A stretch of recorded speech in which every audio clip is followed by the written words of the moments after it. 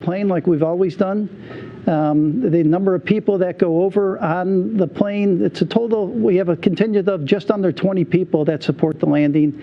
That consists of doctors, human research personnel, consists of personnel from the ISS program, from the astronaut office. Of course, you have the Crew 5, or the G5, the Gulfstream 5 crew. We get some support from Embassy and the Nur Sultan area from the U.S. Embassy there. So in total, it's just around 20 people. All right, thank you, Joel. Our next question comes from Bill Harwood with CBS News. Bill? Yeah, hey, thank you, guys. Bill Harwood, CBS News. For Joel or maybe Dina, I'm not sure which. We were told before launch that Cygnus is going to do a little reboost test in April.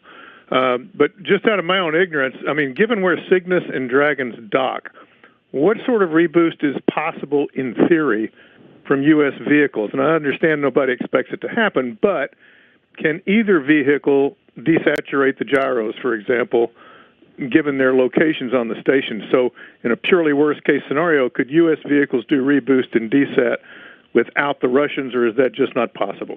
Thanks. So the Cygnus spacecraft is designed to do some reboost, but it needs the Russian thrusters for attitude control during that reboost. So while the Cygnus spacecraft will do the reboost, the Russian thrusters on the Progress will be active and helping control attitude. And the thrusters on the Cygnus spacecraft are not powerful enough to go ahead and do attitude control during that reboost. All right, thank you, Joel.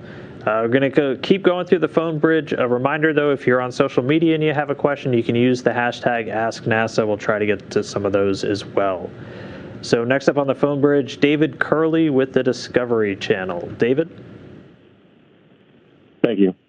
Joel and team, thank you very much for the details about the 2 walks that are coming up. But Joel, can you address in a bigger picture, I mean, I had a reader ask, did you hear that they're threatening not to allow the astronaut to come home? Just the rhetoric that we hear versus the reality. Sorry to put you in that spot. The reality is Mark Vande Heij's coming home on March 30th with Anton and Pyotr, period. There's really not much to add on that. We have confirmation from our Russian colleagues. We hold a readiness review for each of these major events. We had a readiness review with all the participants of the international partners, and everybody confirmed that the 3 people coming home will be Anton, Pyotr, and Mark. All right, thank you, Joel. Next up, we have Joey Roulette. I think you're freelance right now. Joey? Yeah, thanks for taking my question. Question for Joel. Have you or any of your NASA colleagues talked to the White House recently about the crew seat exchange agreement or the ISS 2030 agreement with the Russians? And if so, how did those talks go? And is Anna Kikina still training for a Crew Dragon mission? I guess, to phrase that another way, is the crew seat swap agreement still kind of active right now? Or are you still planning or expecting that to happen? Thanks. Okay, thank you, Joey. So at this time, we still plan to work the crew swap. And so we still have scheduled training for cosmonauts to come to Houston and Hawthorne, and our team to go over to Star City and train for the Soyuz. As far as interactions with the White House, they're aware that we're continuing these operations. We get questions from time to time, and we answer them. But today, we're continuing to work those agreements. All right, thank you. Next up on the phone bridge, we have Assam Ahmed from AFP. Assam? Hi, thanks for doing this. My first question is, does the U.S. currently have capacity to keep the ISS in orbit independently if it has to? I know we're talking about capacities being worked on in the future, but is that a current capacity? And the second question is, given current tensions, is the U.S. government taking any steps to ensure the safe return, not just of Mark Vande Heij to Kazakhstan, but to the United States? Thank you. Let's see, on the second question there, we plan to bring Mark back to the United States on the NASA, the Gulfstream 5, like we've done other astronauts, and we're following that same process.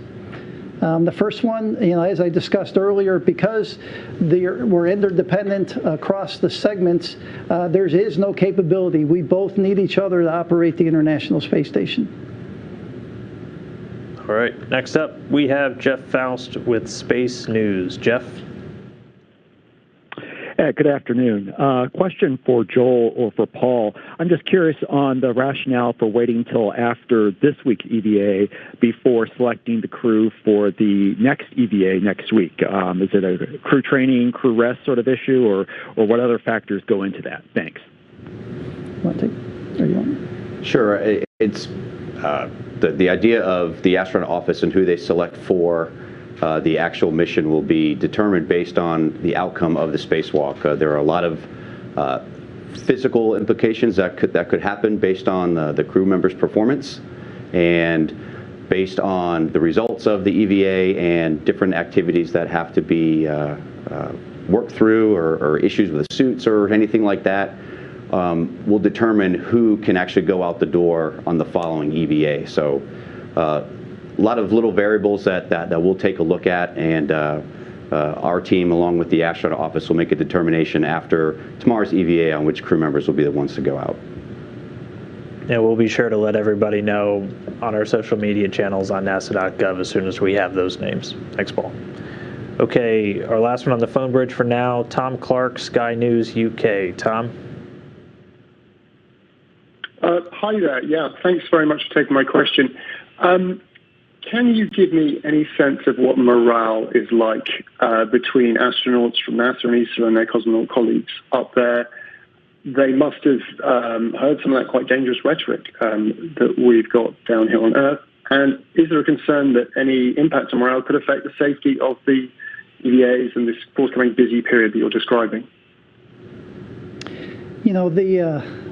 You've heard this before, but when you're in space, there's no borders. You don't see country lines or state lines. So the teams continue to work together. Are they aware of what's going on Earth? Absolutely. But the teams are professional. The astronauts and cosmonauts are some of the most professional groups you'll ever see. They continue to operate well. They continue to operate, above all this work, and there's really no tensions with the team. This is what they've been trained to do, a job, and they're up there doing that job. All right, thank you, Joel. Switching over to social media real quick, I do have one for our EVA 80 team. So Paul or Sandy, Raphael wanted to know the installation of a couple of T-handles on the P1 truss grapple frame. What's the purpose of doing this mod? Why are we putting those handles on? That is a very good question. They were originally installed for launch. There's a set of 4 that go onto that grapple bar. There was some concern prior to launch that they could not handle the launch loads, so those were taken off and flown separately. On the port side, which is the one we'll be working on, 2 have already been installed, and we need the robotic arm to reach the other 2.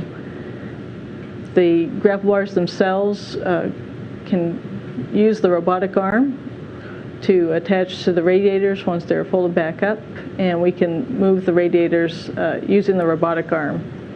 But they do need to have these T-handles in place in order for the grapple bar to be able to affix itself to the structure. All right, thank you, Sandy. And unless I have another one here in the room, nope.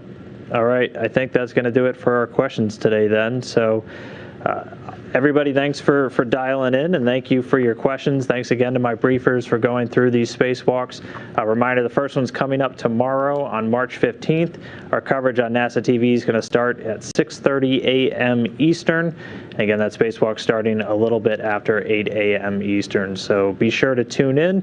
Continue to follow along all the action on NASA TV. On